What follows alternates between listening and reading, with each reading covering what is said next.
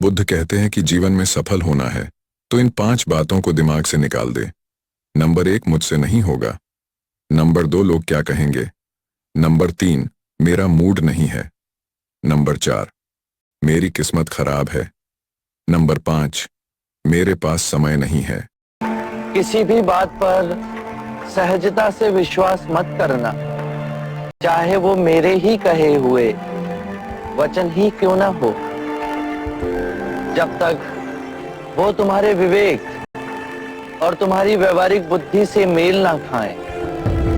एक समय की बात है, भगवान बुद्ध अपने शिष्यों के साथ एक गांव में उपदेश दे रहे थे। उसी दौरान एक व्यक्ति ने प्रश्न किया, भगवान, मन का भय कैसे दूर करें? बुद्ध मुस्कुराए और बोले, कल सुबह नदी के किनारे मिलो, मैं तुम्हें उत्तर दूंगा। अगली सुबह वह व्यक्ति नदी किनारे पहुंचा। बुद्ध ने उसे एक कटोरा दिया और कहा, इस कटोरे को पानी से भरकर लाओ, लेकिन ध्यान रखना, पानी छलके नहीं। वह व्यक्ति बहुत सावधानी से कटोरे को भरकर लाया। बुद्ध ने मुस्कुराते हुए पूछा, जब तुम पानी भर रहे थे तब तुम्हें कोई डर लगा?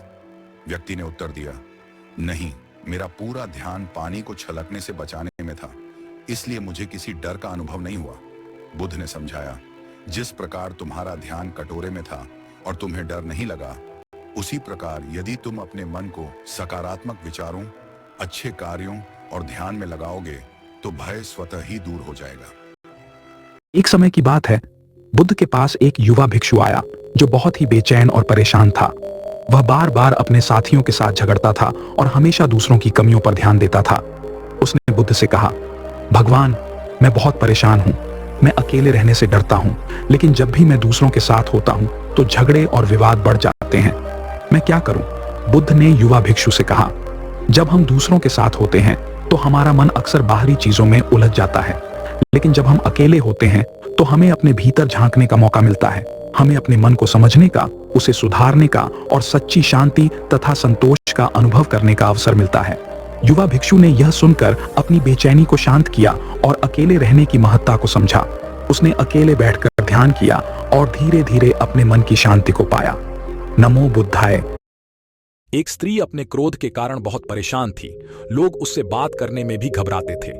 जब उसका क्रोध शांत होता तो उसे बड़ा पछतावा होता था। एक दिन भगवान बुद्ध उस स्त्री के घर आए। स्त्री ने बुद्ध से कहा, तथागत, मैं अपने क्रोध पर काबू न कर पाने के कारण बहुत ही दुखी हूँ। तथागत ने कहा, मेरे पास गुस्से को दूर करने की बहुत अच्छी दवा है। बुद्ध ने एक शीशी में दवा देते हुए स्त्री से कहा, इस दवा को इसी शीशी को मुंह में लगाकर उस समय तक दवा पीती रहना जब तक कि क्रोध दूर न हो जाए। इतना कहकर बुद्ध चले गए। जैसे ही उसे क्रोध आता तो वह शीशी को अपने मुंह में लगा लेती। कुछ दिन बाद जब बुद्ध आए तो स्त्री उनके पैरों में गिर पड़ी। बोली, तथागत, आपने मुझे बचा लिया। ऐसी शर्तियां दवा दी कि मेरा क्रोध जाने कहां गया। बुद्ध ने हंसकर कहा, पगली, शीशी में कुछ नहीं था, पानी था। शीशी के मुंह में आ जाने से तुम बोल नहीं सकती थी, और गुस्सा दूर करने की शर्तियां दवा मुंह बंद कर लेना ही है। नमो बुद्धाय। गौतम बुद्ध का एक शिष्य बार बार शिकायत करता, मेरी कोई मदद नहीं करता, कोई मेरे डाउट्स क्लियर नहीं करता। गौतम बुद्ध मुस्कुराए और बोले, अब दीपो भव, स्वयं अपना दीपक बनो। उन्होंने समझाया, जिस तरह कीचड़ में कमल खिलता है, वैसे ही इंसान को अपनी ताकत भीतर खोजनी पड़ती है। यही आत्मनिर्भरता है। मन की क्लैरिटी तुम्हें कोई और नहीं दे सकता। अगर तुम हमेशा दूसरों पर निर्भर रहोगे तो बस एवरेज रह जाओगे, लेकिन अगर तुम खुद पर भरोसा रखोगे, गिरते उगते आगे बढ़ते रहोगे, तो एक दिन जरूर सफल बनोगे। याद रखो, भीड़ आपको डायरेक्शन नहीं देती, बल्कि आपको कंफ्यूज करती है और फॉलो करना सिखाती है। इसलिए भीड़ की नकल मत करो, अपनी यूनिक स्किल्स बनाओ। लोग आज हंसेंगे, लेकिन कल वही तुम्हारी बातें करेंगे। इसलिए अपना उद्देश्य खुद चुनो और पूरी ऊर्जा इसमें लगा दो। याद रखो, कोई प्रयास खाली नहीं जाता। शरणं गच्छा। किसी भी बात पर सहजता से विश्वास मत करना, चाहे वो मेरे ही कहे हुए वचन ही क्यों ना हो, जब तक वो तुम्हारे विवेक और तुम्हारी व्यवहारिक बुद्धि से मेल ना खाएं। एक समय की बात है, भगवान बुद्ध अपने शिष्यों के साथ एक गांव में उपदेश दे रहे थे। उसी दौरान एक व्यक्ति ने प्रश्न किया, भगवान, मन का भय कैसे दूर करें? बुद्ध मुस्कुराए और बोले, कल सुबह नदी के किनारे मिलो, मैं तुम्हें उत्तर दूंगा। अगली सुबह वह व्यक्ति नदी किनारे पहुंचा। बुद्ध ने उसे एक कटोरा दिया और कहा, इस कटोरे को पानी से भरकर लाओ, लेकिन ध्यान रखना पानी छलके नहीं। वह व्यक्ति बहुत सावधानी से कटोरे को भरकर लाया। बुद्ध ने मुस्कुराते हुए पूछा, जब तुम पानी भर रहे थे तब तुम्हें कोई डर लगा? व्यक्ति ने उत्तर दिया, नहीं, मेरा पूरा ध्यान पानी को छलकने से बचाने में था, इसलिए मुझे किसी डर का अनुभव नहीं हुआ। बुद्ध ने समझाया, जिस प्रकार तुम्हारा ध्यान कटोरे में था और तुम्हें डर नहीं लगा, उसी प्रकार यदि तुम अपने मन को सकारात्मक विचारों, अच्छे कार्यों और ध्यान में लगाओगे तो भय स्वतः ही दूर हो जाएगा। आप यहाँ हैं। आज जब हम अपने शिष्यों से वार्ता कर रहे थे तो आपको वहां नहीं पाया। मैं वहां उपस्थित नहीं रहना चाहता था। क्यों?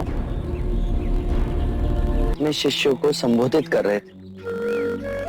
यदि स्वाभाविक कोई प्रश्न मेरे मन में जागता तो आपके शिष्यों के सामने उसे पूछना आपको दुविधा में डाल सकता था। परंतु यहाँ तो एकांत है। अब हम वार्ता कर सकते हैं। कृपा करें, आप दुख के संबंध में कुछ कह रहे थे। क्या आप ये मानते हैं कि दुख सत्य है? क्या आप ये भी मानते हैं कि दुख के कारण भी है? हाँ। यदि कारण है तो दुख तो रहेगा, और यदि कारण ही समाप्त हो जाए तो दुख भी लुप्त हो जाएगा। जैसे सूर्य के प्रकाश से अंधेरा। आप सुनी सुनाई बातें नहीं कहते, अपने गहन अनुभव के आधार पर कहते हैं। आप धर्म और सिद्धांत की नहीं, देखी हुई बातें कहते हैं। आपने कहा कि मुक्ति का मार्ग है अपने विवेक को जगाना और गूढ़ ध्यान में लिप्त हो जाना, जिससे मनुष्य स्वयं को और इस संसार को भली भांति समझ सकता है। परंतु एक प्रश्न है, ये जो सारी विधियां हैं, रीतियां हैं, पूजा पाठ हैं, क्या ये सब व्यर्थ है?